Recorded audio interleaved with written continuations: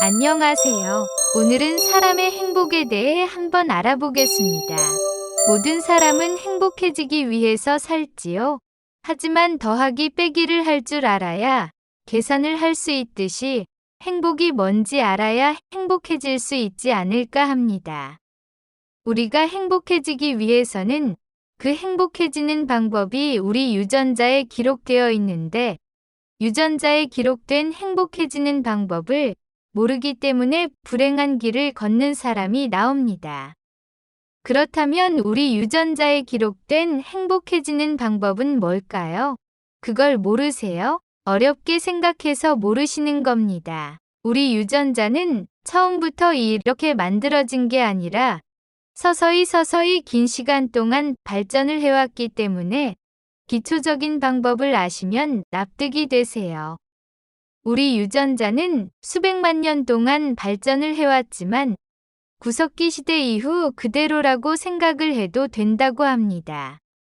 그때부터 사람들은 농사를 지으며 마을을 구성해서 살았기 때문에 맹수들로부터 위협을 피할 수 있게 되었고 더 발전할 필요가 없어진 게 아닐까 합니다. 그래봐야 1만 년 정도라 변할 시간도 없었겠지만요. 그 이전에는 무리를 지어 생활을 하긴 했지만 사냥이나 채취 같은 삶을 살았기 때문에 이리저리 이동을 하고 살았을 겁니다. 그런데 행복에 대해 이야기한다며 서론이 왜 이렇게 주절주절 길어지냐고 뒤로 가기 하실 것 같아서 본격적인 이야기를 시작해 볼게요.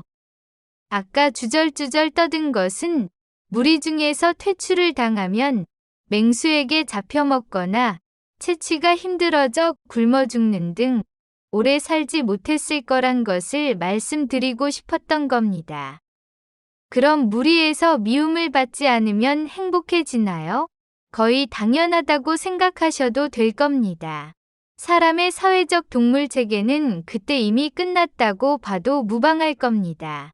현대 사회에서도 스트레스를 받는 가장 큰 원인이 주변의 타인과의 관계에서 나온다는 논문이 있을 정도니까요.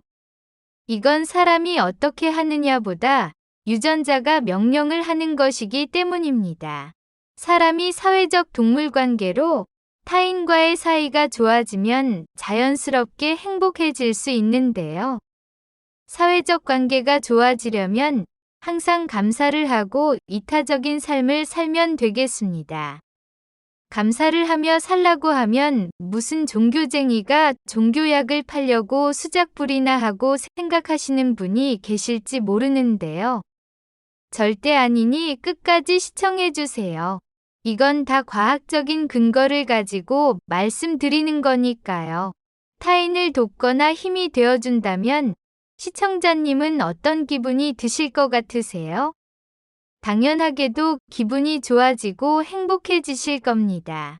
미국에서 3,296명의 피실험자에게서 얻은 결과를 보면요. 95% 이상이 좋고 긍정적인 기분이 되었다고 했고요.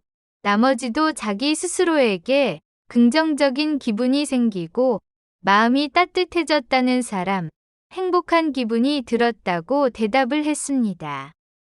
그리고 이타적이거나 선한 행동은 대단한 전염력이 있으며 그 행동을 한 사람이 본인이 아니라도 행복한 기분이 들도록 되어 있는 것이 아까 말씀드린 유전자의 기본 자세에서 나오는 겁니다. 예를 들어 화재가 발생했을 때 누가 우연히 발견하고 다 구했다는 뉴스를 보면 다행이다, 잘 됐다. 이런 생각이 드시겠지요? 누가 교통사고를 당해서 위험에 처해 있을 때 다른 사람이 자기 위험을 무릅쓰고 그 사람을 구했다는 뉴스를 보시면 어떤 기분이 드시나요? 조깅을 즐기는 사람이나 마라토너와 같이 장거리를 달리는 사람들이 느끼는 감정으로 주로 천천히 장거리를 달리거나 달리기를 마친 후에 느끼는 행복감으로 런너즈 하이라는 말을 들어보신 적이 있으실 겁니다. 이때 뇌에서 행복 호르몬이 나와서 그런 건데요. 사람이 다른 사람을 돕거나 그것을 보았을 때 역시 뇌에서 행복 호르몬이 분비가 됩니다. 그 상태를 헬퍼즈 하이라고 하는데요.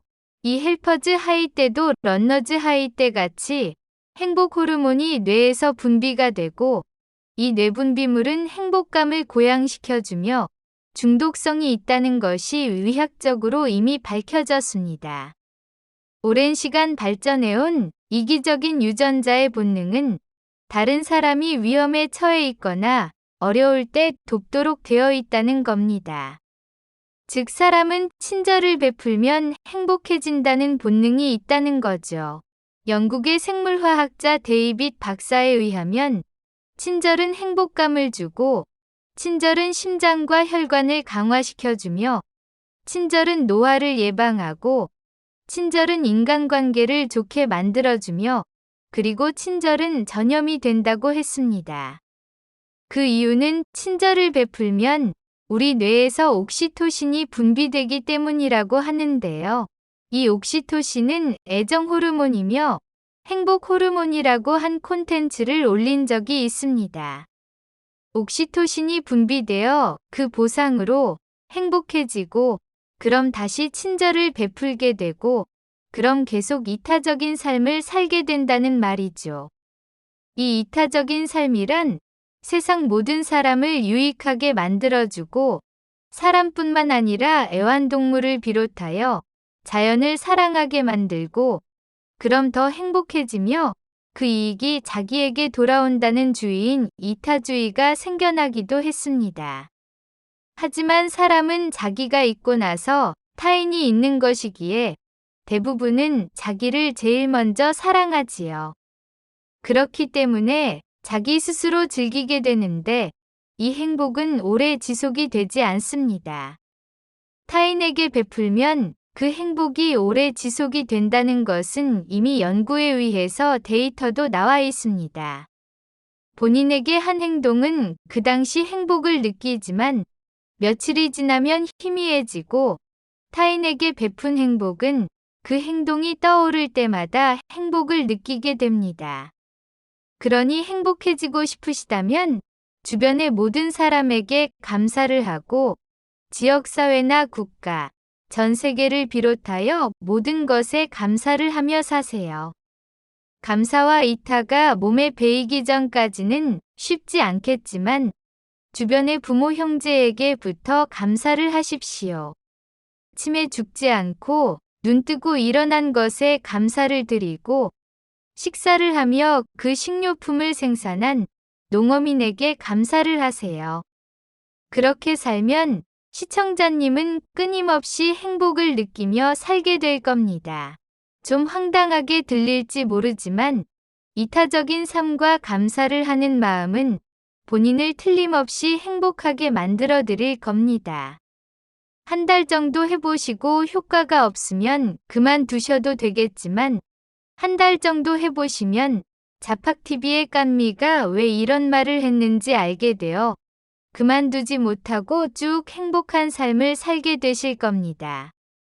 출세나 재산이 행복의 척도가 아니라는 것은 바로 며칠 전에 죽은 외국의 유명 정치인을 보더라도 아실 겁니다. 행복은 본인이 생각하기 나름이라는 것은 변함이 없을 테니까요.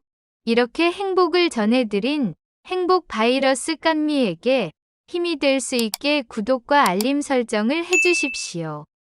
그리고 좋아요는 사랑입니다. 시청자 여러분 사랑해요. 고맙습니다.